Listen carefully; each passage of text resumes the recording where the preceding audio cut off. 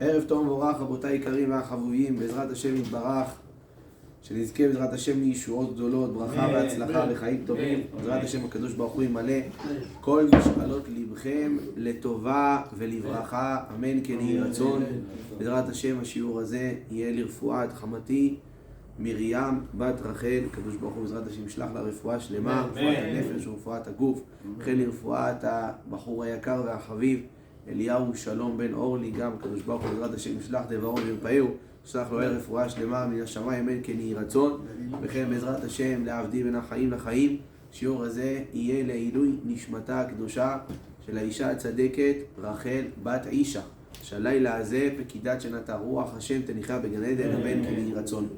רבותיי היקרים והחביבים, אנחנו נמצאים שבוע לפני היום הגדול, היום הקדוש, יום מתן תורתנו הקדוש והטהור, יום שבו עם ישראל נבחר מכל העמים ומכל האומות להיות מיוחדים אך ורק לשמו יתברך ויתעלה שמו. וכל אדם צריך לדעת שהימים האלו הם ימים של הכנה, במיוחד בשבוע הבא שנכנסים לשלושה ימי הגבלה, ימים קדושים, ימים שכל יהודי צריך להרגיש בעצמו את הזכות הגדולה שהשם יתברך בחר בו ובנשמתו הקדושה להיות יהודי ולרדת כאן בגוף הזה, להיות כאן חלק מהעם הקדוש הזה, עם ישראל. לכן אנחנו צריכים להתכונן, והכנה גימטריה היסוד, היסוד של האדם בשביל לבוא ולהרגיש את האור הגדול הזה של חג שבועות, חוץ מלהכין גם עוגות גבינה שזה חשוב, אבל מעבר לזה אדם גם כן צריך להתכונן ללילה הגדול. אז בעזרת השם שבוע הבא נעסוק בענייני שבועות באריכות עם כל הסגולות והמעלות והחשיבות, וגם כן זה יום ההילולה של דוד המלך ומרן אור שבעת הימים רבנו ישראל בעל שם טוב. אז היום הזה יש בו מעלה גדולה ועצומה, אז בלי נדר בעזרתו יתברך שבוע הבא נפנה את כל הדברים ונתעסק אך ורק בחג שבועות.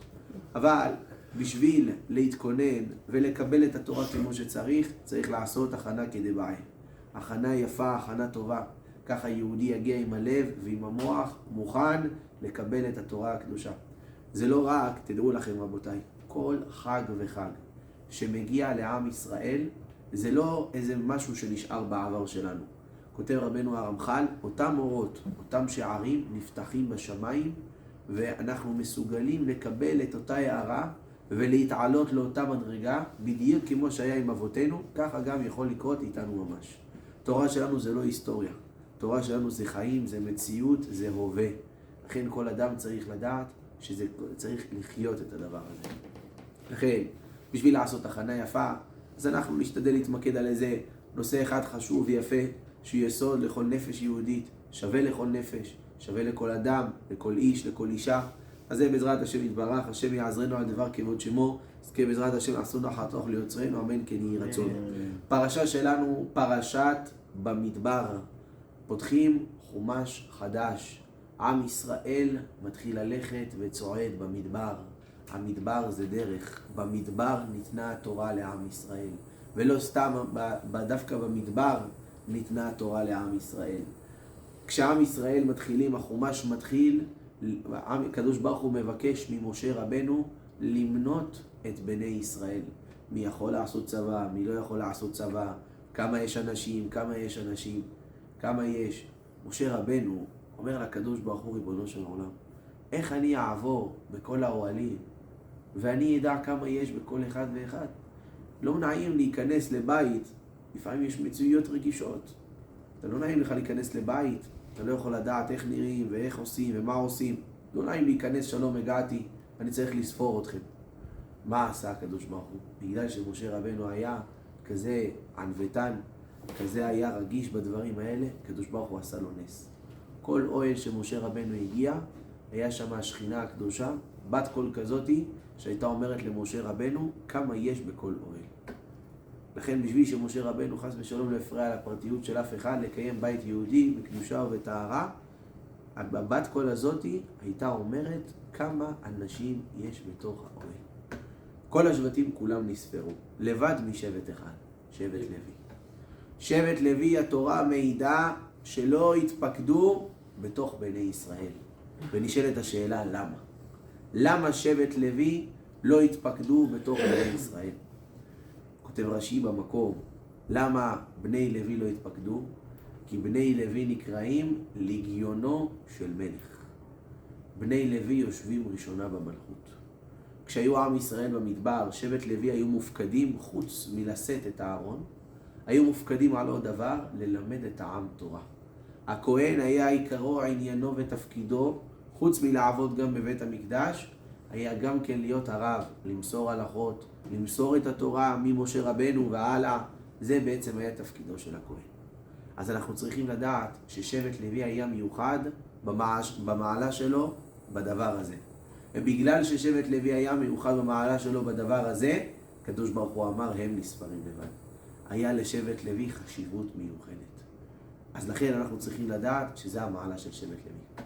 אבל למה אנחנו בעצם מרחיבים בדבר הזה? כותב רבנו הרמב"ם בהלכות שמיטה ויובל דבר מעניין מאוד. שבט לוי זה לא רק האנשים שהיו במדבר. שבט לוי זה כל אדם שאמר לעצמו, אני מתנתק מענייני העולם הזה, ואני לא חפץ בענייני העולם הזה, אלא קובע את עצמי על ענייני התורה והעבודה, במילים שלנו היום נקרא אברך, רב, תלמיד חכם, הוא גם כן נקרא שבט לוי. כל אדם, כל יהודי שנפשו חפצה וחשקה בתורה הקדושה, והוא מרגיש שהנשמה שלו נמשכת לדבר הזה, והוא קובע עצמו לשבת על התורה ועל העבודה, גם כן הוא בכלל שבט לוי. גם כן הוא בכלל האנשים האלה שהם נקראים לגיונו של מלך, היושבים ראשונה במלכות. ואנחנו צריכים לדעת דבר אחד. יש הרבה דרכים להתחבר לקדוש ברוך הוא. למשל, יש ספר נקרא תומר דבורה. תומר דבורה כותב שבשביל להתחבר להשם יתברך, הספר כולו עוסק בענייני המידות. על פי מה שכתוב את 13 המידות, מי אל כמוך, נושא עוון וכו'. כשאדם נדמה לקדוש ברוך הוא, ממילא הוא בעצם הולך בדרכו של השם. הוא ככה בעצם נדבק בקדוש ברוך הוא ובשכינה הקדושה. אבל ישנם עוד כמה דרכים בחז"ל איך בעצם אפשר להתקרב לקדוש ברוך הוא. אבל צריך לדעת דבר אחד. הקדוש ברוך הוא אין לו גוף ואין לו דמות הגוף. אז איך נתחבר לקדוש ברוך הוא? כל אדם עשוי מחומר, בשר ודם, איך יתחבר למי שמסובב ומאיר את העולם כולו? עילת כל העילות, סיבת כל הסיבות, לית מחשבת תפיסה בך כלל. אי אפשר להבין מזה הקדוש ברוך הוא. אז איך אנחנו, בני האדם הפשוטים, נבוא ונתחבר לקדוש ברוך הוא? אז זה בעזרת השם נעסוק היום, ובעזרת השם נמצא עם זה, עם איזה יסוד יפה ככה, מלא באמונה וקדושה, וכל אדם יצא מחוזק בעזרת השם יתברך מהדבר הזה. כתוב בתורה הקדושה, יותר נכון, היה אחד, בגמרא בפסחים כתוב, היה אחד קראו לו שמעון העמסוני. יש כאלה קוראים לו נחמיה העמסוני. היה דורש כל עיתין שבתורה. כל מקום שהיה מגיע למילה עת, היה מרבה, היה מוסיף. עד שהגיע לפסוק, את השם אלוקיך תירא פירש. מה הכוונה? איך אפשר להוסיף על השם? את השם אלוקיך תירא. איך אפשר לרבות להוסיף משהו על השם? פירש. עשה מפעל חיים כזה גדול, וזהו, עזב אותו. אמר, אני לא יכול להמשיך. זה לא בידיים שלי. אי אפשר. עד שבא רבי עקיבא, ואמר, את השם אלוקיך תירא, לרבות תלמידי חכמים. במילים פשוטות, הדבר הקרוב ביותר לקדוש ברוך הוא כאן בעלמא הדין, זה תלמיד חכם. למה דווקא רבי עקיבא הוא זה שזכה להגיד את התורה הנפלאה הזאת? רבי עקיבא בעבר שלו היה לא יהודי כל כך פשוט. רבי עקיבא היה רועה צאן, אבל חוץ מזה היה לו גם שנאה לתלמידי חכמים. עד כדי כך שהגמרא מספרת שרבי עקיבא היה אומר, אם יתנו לי תלמיד חכם, אני אקח לו את היד שלו, אני נשוך אותה כמו חמור. מה זה חמור? למה לא כמו כלב? חמור, כשהוא לוקח עצם, הוא לוקח ביס, אז הוא לא לוקח רק את הבשר של האדם, הוא לוקח לו גם את העצמות שלו. רבי עקיבא היה שונא תלמידי חכמים. אבל רבי עקיבא, אחרי שחזר בתשובה שלמה, אז יש דבר כזה שנקרא תשובת המשקל. ורבי עקיבא היה צריך לתקן. לכן מן השמיים זימנו לו ששמעון העמסוני עזב את מה שאמר, ומי שבא ותיקן את הדבר הזה היה רבי עקיבא. שרבי עקיבא אמר שבשביל להתקרב לקדוש ברוך הוא יתברך ויתעלה שמו, הדרך היחידה היא רק על ידי תלמידי חכמים. רק תלמיד חכם, על ידו אפשר לבוא ולהתקרב לקדוש ברוך הוא. אבל נשאלת השאלה, אחרי שיהודי שומע את הדבר הזה, הוא שואל את עצמו שאלה מאוד פשוטה. איך אני יודע מי זה תלמיד חכם? מה, יש לו מעיל יפה, הוא נראה, יש לו זקן יפה, זה דברים טובים. זקן של האדם זה דבר חשוב ביותר. אבל אומרים, איך אדם יודע מה זה תלמיד חכם? איך אדם יודע מה זה? יש גמרא במסכת חגיגה, דף ט"ו. הגמרא אומרת על הפסוק בספר מלאכי, כי שפתי כהן ישמרו דעת ותורה יבקשו מפיהו, כי מלאך השם צבקותו. אומרת הגמרא, אם דומה הרב למלאך השם צבקות, לך בקש תורה מפיהו. עכשיו השאלה שאמרתי לכם מקודם, בנינו עליה עוד קומה. אמרת לי שאם צריך לחפש רב, צריך שהרב הזה יהיה דומה למלאך. מה זה מלאך? כמו שכתוב בנבואה ביחזקאל, שיש כנפיים, שיש עיניים. איך אדם ידע מה זה? מה זה דומה למלאך? יש לו איזה שני קרניים כאלה מעל הראש ואיזה עיגול וכנפיים והוא הולך ומסתובב בין כולם? מה זה רב? איך יודעים מה זה דומה הרב למלאך השם צבקות? יש ביאור נפלא בדבר הזה. בואו נעשה טיול קצת בתורה הקדושה. אברהם אבינו, מגיעים אליו 3 מלאכים. אז שהוא פותח את האוהל, מגיעים אליו 3 מלאכים. שואלים כל המפרשים, רש"י בראשם, למה לא הגיע מלאך אחד? הרי 3 האלה הם כל אחד בשורה שונה. תביא אחד, יפסר את כולם. אומר רש"י במקום יסוד, אין מלאך עושה 2 שליחויות. מלאך יודע לעשות רק דבר אחד. לא יודע לעשות מעבר. אם תגיד לו לעשות עוד משהו, יגיד לך חביבי, אני אמון רק על דבר אחד. לא יודע לעשות עוד. זה הביאור, רבותיי יקרים. אם אתה רואה שדומה הרב למלאך, מה פירוש? שאתה רואה אותו שכל עניינו הוא אחד. מטרתו היא אחת. לגדל שמו יתברך ברבים, לשבת ולשקוד על התורה והעבודה, לך בקש תורה מפיהו. כי מלאך השם צבקות. אנחנו צריכים לדעת, רבותיי, כותב רבנו הקדוש בעל הבתיים, שהמיוחדות, הסגוליות שיש בתלמיד חכם, זה שהשם יתברך ממש מתגלה דרכו. השם יתברך ממש מופיע בתוכו של התלמיד חכם. לפעמים אנחנו רואים, לפעמים אנחנו לא רואים, אבל אפילו שיכול להיות גם צעיר לתורה אין גיל, עם אדם שקוד על התורה והעבודה, אבל על כל פנים, רבותיי, אדם צריך לדעת דבר אחד, שאם אתה רואה יהודי שהוא דבוק כל כולו בהשם יתברך, הוא בטל למציאות של השם יתברך, לך בקש תורה מפיהו. תדע שהיהודי הזה, אם הוא בטל להשם, וכל המציאות שלו היא עין ואפס לעומתו יתברך, לך בקש תורה מפיהו.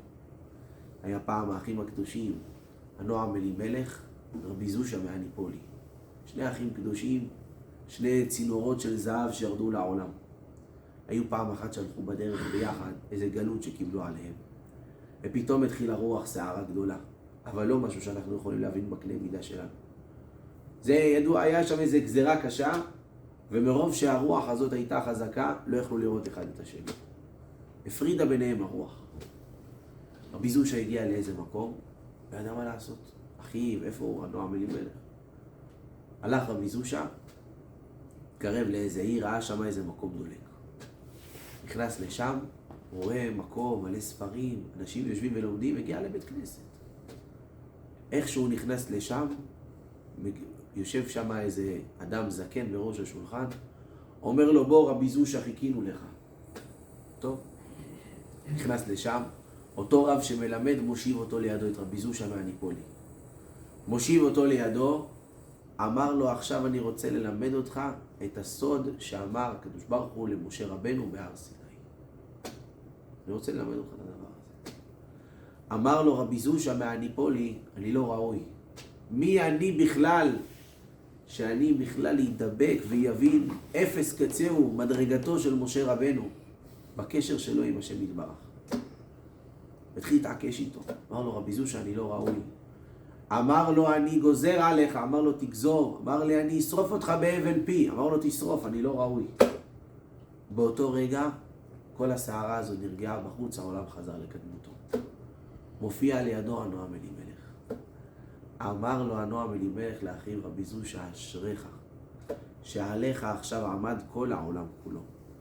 אם אתה לא היית עומד בניסיון הזה של הגאווה והביטול להשם יתברך, כל העולם היה נחרב, והיה גזירה קשה יורדת על העולם, ואני ואתה היינו בסכנה גדולה.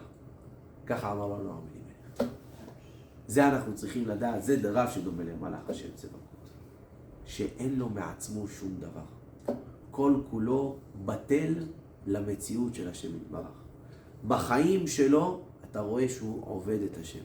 היה פעם מרן ראש הישיבה, הגאון הגדול, הרב צבי יהודה הכהן קוק, ראש ישיבת מרכז הרב. היית רואה אותו אוכל צהריים, היית יודע שהוא עובד השם. איך? היו מביאים לו, היה יושב בצהריים בישיבה, היה אוכל מרק. הם מביאים לו בקערת מרק, זה מה היה אוכל.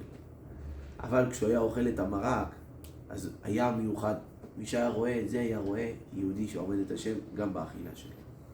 כשהוא היה אוכל את המרק, אז הוא לא היה מתכופף לצלחת בשביל להרים.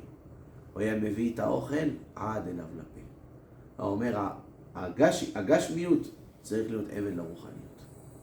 לא יכול להיות שאני אתכופף בשביל האוכל. האוכל צריך להגיע עד אליי. זה אתה רואה יהודי שעובד את השם בכל רמ"ח איבריו ושס"ה גידיו. לכן אנחנו צריכים לדעת שזה, רבותיי יקרים, הגדרה לרב שהוא תלמיד חכם. הגדרה שהוא רב למלאך השם צבקות. שהשכינה הקדושה מדבר מתוך גרונו. מרן הבן איש חי כיהן בבגדד כמה וכמה שנים טובות. לא בתור אב בית דין של בגדד באופן רשמי, אבל כולם ראו אותו, כולם נשאו את עיניהם למרן הבן איש חי. רבי יוסף חיים היה כמה פעמים בשנה שהיה דורש למשל כמו שבת שובה או שבת הגדול, היו מתכנסים כל הבתי כנסת בבגדד, היו באים שם מכל המקומות, היו באים לשמוע אנשים, נשים וטף, רבי יוסף חיים. לא מאווררים, לא מזגנים, לא שום דבר. היו יושבים שם למעלה מ1,000 איש, רבי יוסף חיים היה מדבר. בהלכה, בהגדה, שקט, אף אחד לא היה מדבר. מילה. לא חם לי, לא קר לי, לא צפוף, היו יושבים את רבי יוסף חיים. אבל מה שהיה גם כן עוד מיוחד, שרבי יוסף חיים היה מדבר, אז כשהוא היה מדבר, לא היה לו איזה אמצעי עזר, איזה רמקול או משהו שישמיע אותו. 1,000 איש. למעלה מ1,000 איש. אבל בן איש חי היה מדבר. אחרי שבן איש חי נפטר, הביאו את הבן שלו שיחליף אותו, רבי יעקב חיים. הביאו אותו שיחליף את הבן איש חי. בשבת הראשונה שהגיע ככה אותו אירוע, גם איזה שבת שובה או משהו, עמד רבי יעקב חיים והתחיל לדבר, פתאום שומעים אחד מהיציעים, צועקים לו, הרב ירים את הקול, לא שומעים את הרב. אמר להם רבי יעקב חיים, תדעו לכם, אני לא כמו אבא, כשהוא דיבר, השכינה הייתה מדברת מתוך גרונו. אז כולכם שמעתם אותו, אבל אני לא זכיתי למדרגה הזאת, אז לכן קשה לכם לשמוע אותי.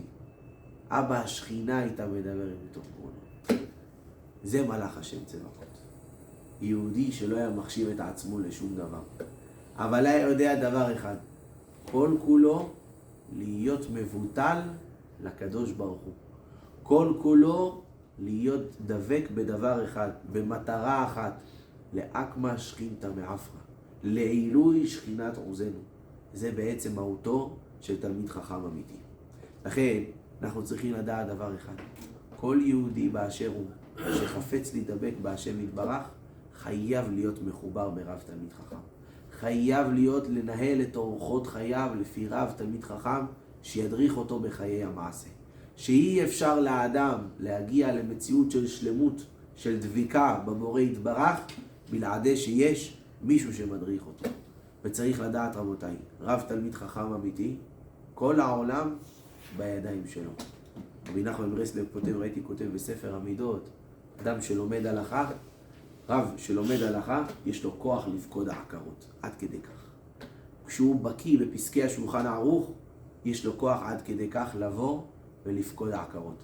לכן רבי נחמן כותב גם כן, אם אתה רוצה ללכת לרב שיברך אותך, תחפש רב רחמן שיש לו אהבת ישראל. למה? מה שיגזור עליך ככה בעזרת השם יהיה. שימצא בך את הנקודות הטובות, ככה יהיה אפשר לבוא ולברך אותך. לכן צריך לדעת, כל העולם נמצא בידיים שלהם. היה פעם בבני ברק, יותר נכון, היה הרצאה אחת, יש ידיד נפש שלי ככה, גם רב תלמיד חכם חשוב, הוא סיפר לי את המעשה הזה שהיה איתו ביחד.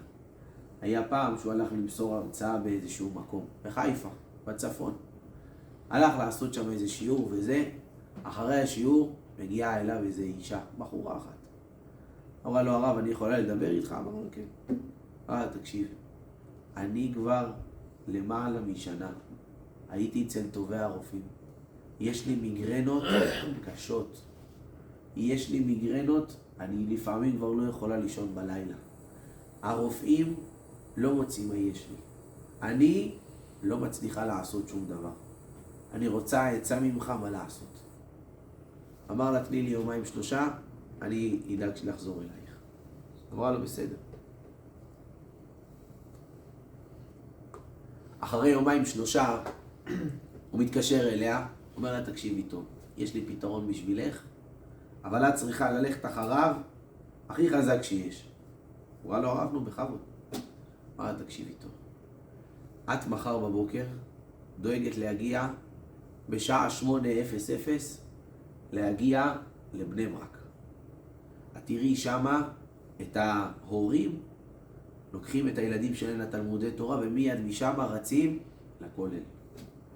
תעמדי ברחוב פלוני בבני ברק ותחפשי שמה יהודי, אברך, רב, שהחליפה שלו היא כזאת, נראית לך כזאת קצת מקומטת, הכובע שלו קצת צריך לעבוד עליו, וכשהוא ממהר את רואה אותו רץ לכולל, עכשיו תלכי לבקש ממנו ברכה. אמר לו, הרב, איך אני אלך? אני באמצע בני ברק, מה נתחיל לרדוף אחריו? אמר לה, שמעת? זה הפתרון שלך. את רוצה תעשי, את לא רוצה תשארי עם הכאבי ראש. אמרה אותה אישה, מה יש לי להפסיד? כאבי ראש האלה אני חייבת שיער. למחרת בבוקר יצא מוקדם מחיפה, הגיעה לבני ברק. היא מגיעה לבני ברק והיא רואה בדיוק את אותו מחזה. אנשים הולכים הלוך ושוב, ומיד שמים את הילדים ורצים לכולל. אותה אישה ראתה בדיוק את המחזה. יהודי חליפה, כזאת היא לא כל כך משהו, כובע כזה קצת מרופט, אמרה זה היהודי. התחילה לרוץ אחריו, לקרוא לו הרב, אף אחד לא הסתובב אליה. עד שהיא עוד שנייה משרה לו בחליפה. הלכה אליו, אמרה לו, אני יכולה לדבר איתך רגע? עכשיו הוא עמד באמצע בני ברק, אמר, מה אני אדבר עם זאת? יוציאו לו את הילדים מהמוסדות, מה אני אדבר איתה? מה אני עכשיו אדבר איתה באמצע בני ברק? אמר, אבל בוא נראה מה היא רוצה. אמר לה, כן, נו, הרב שלי שלח אותי אליך. מי זה הרב שלך? אמרה את השם, אני לא מכירה אותו. אמר, אבל מה את רוצה? אמרה, תקשיב, אני ככה התחילה לספר לו, יש לי כאבי ראש, אמרה, שורה תחתונה, בבא, מה את רוצה ממני? אמר לה, אני רוצה שתברך אותי. אמר לה, מה? אמר לה, כן, אני רוצה שתברך אותי. אתה יושב ללמוד תורה כל היום? אמר לה, כן. אני רוצה שאתה תברך אותי. הסתכל עליה, לא הבין מאיפה היא נפלה עליו. אבל באותו רגע, הוא אמר לה, את יודעת משהו? אני אברך אותך. עצם עיניים ככה חזק, באמת התכוון, והוא ברך אותה מכל הלב, שהכאבי ראש שלה יעלו. לא יאומן כי יסופר. הברכה הזאת תפסה בשמיים, האישה הזאת היא לא סובלת יותר ממיגרנות. לא תגיד איזה רב חשוב, אבל יהודי שהתורה נמצאת אצלו בידיים, כל העולם נמצא אצלו בידיים. כל הבריאה צריכה להיות כפופה אליו. יותר מזה נעמיק ביחד. כשעם ישראל הגיעו לעמוד מול ים סוף, הקדוש ברוך הוא אומר להם, יאללה, תתחילו לעבור. המדרש כותב, הים אומר להם, אני לא רוצה להיפתח. לא רוצה להיפתח בפניכם. למה? אמר להם הים, אני נבראתי ביום השלישי. אתם נבראתם ביום השישי. במילים אחרות, כמו שהעולם אומר, מי אתם בכלל? למה שאני אפתח בפניכם? למה שאני אפתח? מי אתם בכלל? יש סיפור מעניין דומה לזה בגמרא, על חמו של רבי שמעון בר יוחאי, רבי פנחס בן יאיר. היה נהר, קראו לו גיני. הוא רצה לעבור שם, הוא עבר שם, העביר שם איזה גוי, פתח אותו כמה פעמים שהוא רוצה, כמו שהוא פותח ספר, ככה פתח את הנהר הזה. הגיע, אז כולם שואלים, אז מה רבי פנחס בן יאיר, מה, הוא הצליח, הם לא הצליחו, מה, איך זה יכול להיות? אומר רבי חיים בן עטר, בעל האור החיים הקדוש, פה מתגלה היסוד. פה בעצם נמצא האור הגדול. אומר רבי חיים בן עטר, תדע לך דבר אחד, התורה נבראה לפני העולם. ככה הגמרא בפסחים כותבת. התורה נבראה לפני העולם. ובזוהר כתוב שהקדוש ברוך הוא הסתכל בתורה ועל ידי כך ברא את העולם. אומר האור החיים הקדוש, תנאי התנה הקדוש ברוך הוא עם מעשה בראשית. הוא דורש את זה על הפסוק, וישוב הים לפנות בוקר לאיתנו. איתנו לתנאו. תנאי התנה הקדוש ברוך הוא עם מעשה בראשית. אם יבוא אדם שיש בידו שטר שהוא בן תורה, שהוא עמל בתורה, כל הבריאה כולה צריכה להיות כפופה אליו. לא יעזור לך כלום. שמעתי פעם את מרן הראשון לציון, הרב מרדכי אליהו, עוד חודש הילולה שלו. הוא אמר פעם, תדע לך דבר אחד. אם יהודי ידבק חזק בתורה, והוא גם כן דבק באמת, לא מוציא שקר מפיו, תמיד הברכות שלו יתפסו. בשמיים כמו שהוא עמל בתורה של השם, ולא זז מהאמת ימין ושמאל, רק על ידי כך יקיימו גם כן בשמיים גם את מה שהוא רוצה לבקש. מה שהוא רוצה להתפלל גם כן יבקשו ממנו. לכן אנחנו צריכים לדבר אחד. ערך של תלמידי חכמים זה דבר גדול ועצום ביותר. ערכם של תלמידי חכמים שווה לבניין בית המקדש. עד כדי כך הגמרא מספרת, היה אחד קראו לו הורדוס. הוא הרג את כל החכמים בדור שלו. היה אחד חכם שם קראו לו בבא בן בוטח. אמר לו, מה התיקון שלי? אני הרגתי תלמידי חכמים. אמר לו לבנות בית מקדש. לשפץ אותו, לעשות אותו יפה. כי העיניים של העולם זה בית המקדש, העיניים של העולם זה גם כן תלמידי חכמים. לכן אנחנו צריכים לדעת דבר אחד. אדם שדבק וקרוב לתלמידי חכמים, אנחנו צריכים לדעת דבר אחד רבותיי, שזה בעצם הסוד האמיתי להתקרב להשם יתברך. זה הסוד האמיתי לבוא ולהתקרב ולהיות מחובר להשם יתברך. לסיום אני רק רוצה להגיד רק דבר אחד אחרון. מרן החפץ חיים בדור שלו הוא חיבר חיבור נקרא משנה ברורה. החיבור הזה נועד בשביל שהאנשים שעובדים במשך כל היום יוכלו ללמוד הלכה כמו שצריך. כשהוא חיבר את החיבור הזה לפני שהוא שלח אותו לדפוס, נתן אותו לכל מיני אנשים ללמוד אותו. ראה שזה טוב, הדפיס. היה פעם קצת אחרי החפץ חיים, היה במדינה קצת רחוקה מאיפה שהיה החפץ חיים. היה שם איזה יהודי אחד שלא עלינו ולא על אף אחד עבר תאונה קשה. היה שם איזה רב יהודי במקום, ראה אותו, אמרו לו הרופאים, תשמע, נשאר לו שעות ספורות, לפי התעודת זהות אחותו נמצאת כאן במקום הזה. תקרא לה, שיפרדו ממנו. הלך קרא לאחות הזאת, והאחות הזאת בוכה ליד המיטה של אח שלה. בוכה ובוכה, אח שלה נתון בין חיים למוות. אותה שאלו הרופאים, תגיד, יש עוד מישהו כאן מהמשפחה שלכם? אמרה, כן, יש לי אבא זקן. אבל מה, אני אקרא לו לפה? שאלה את הרב, אמר, כן. אני לאט לאט אספר לו את המצב, אבל לפחות שיפרד מהבן שלו. שידע שזה הסוף, יפרד ממנו. מביאים את האבא, כולו זקן, ישיש. מגיע שם לבית חולים ליד המיטה של הילד שלו. מסתכל עליו, אומרים לו הרופאים, תשמע, זה שעות בודדות, הוא הולך להיפטר מן העולם. הסתכל על הרופאים, הרופאים הסתכלו עליו, אפילו דמעה אחת לא הזיל. לא הבינו מה קרה, אפילו הבת שלו, האחות שלה, זה שפצוע, גם כן לא הבינה מה קורה לאבא שלה. אין לה עוד אחים, זה אח אחד. אין עוד משהו בעולם שימשיך. אבל האבא נשאר בשלו. הרב הזה חשב, אולי האבא לא מבין עד הסוף, זה ניסה להסביר לו מה הרופאים מתכוונים. אמר אותו אבא לרב, אתה יכול לקחת אותי חזרה הביתה? כולם היו בהלם. מה חזרה הביתה? הילד שלך הולך למות. אמר להם, תקשיבו לי טוב. כשאני הייתי בחור צעיר, הייתי גר בעיירה רדין, איפה שהיה גר החפץ חיים. והוא נתן לי ללמוד את הספר שלו משנה ברורה לפני שהוא הוציא אותו לדפוס. והיה לו נחת מהלימוד שלי בספר הזה. החפץ חיים בירך אותי בכמה דברים. אחד, שאני אאריך ימים, אני היום בן 76, זה עוד לא נקרא אריכות ימים. דבר שני, שאני לעולם לא אקבור את ילדיי בחיי, לא יקרה דבר כזה.